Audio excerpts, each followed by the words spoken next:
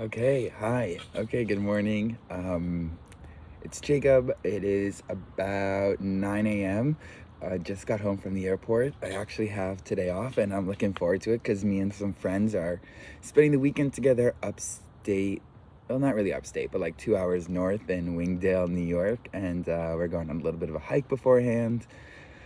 So I'm looking forward to my day off, although I had a great week. Today, okay, so what did we do? We did more touch and goes, which I introduced yesterday, I think. So basically, that's like we take off, we make a left turn right when we take off. Um, so we're kind of like perpendicular to the runway we took off from. Then we make another left turn, so we're parallel to the runway we took off from. And then when we pass the runway we took off from, we make another left turn to come in for landing. And then one more final left turn and we land the plane, and immediately when we touch down, we go back up again. So what was the purpose of today? It was really continuing what we practiced yesterday, which was just like what we call final approach. So just like getting your airplane to the location you want to ultimately touch down to. We worked on like the leveling out also for the touchdown, but like I was a little like, I get scared like right when you're so close to the ground and all of a sudden you're going closer to the ground and you're still like pitching downwards. I kind of like have this little fear, so I immediately like pitch up. But it seems to be that that's like somewhat natural for a beginner and a student pilot. So definitely I feel a lot more comfortable on my final approach, and today they were pretty accurate. There are actually some signals on the runway, these lights that actually like kind of notify the pilot if they're too high or too low when they're coming in for landing, and that's not something we should rely on, but it's kind of like a nice thing to see that I'm like pretty accurate according to the sensor.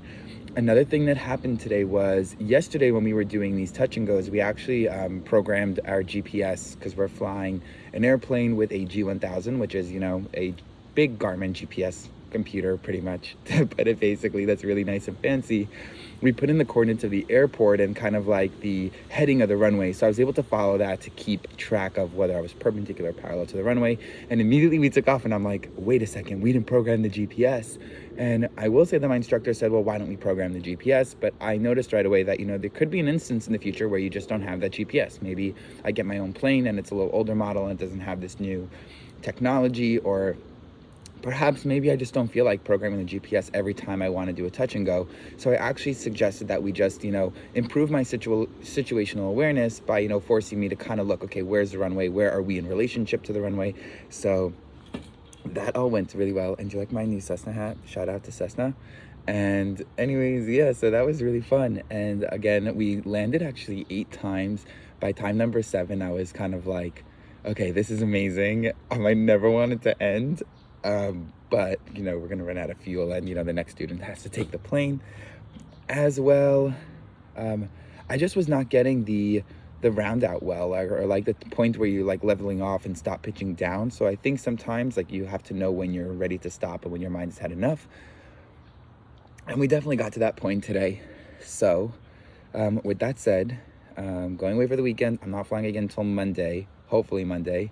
And then if the weather pans out nicely, and I'm looking forward to the sun rising a little earlier, this way when I actually get to the airport at like 6 a.m., 5:50, whatever it is, the sun will like already be on the horizon at least. It's kind of hard to inspect the airplane when it's so dark out.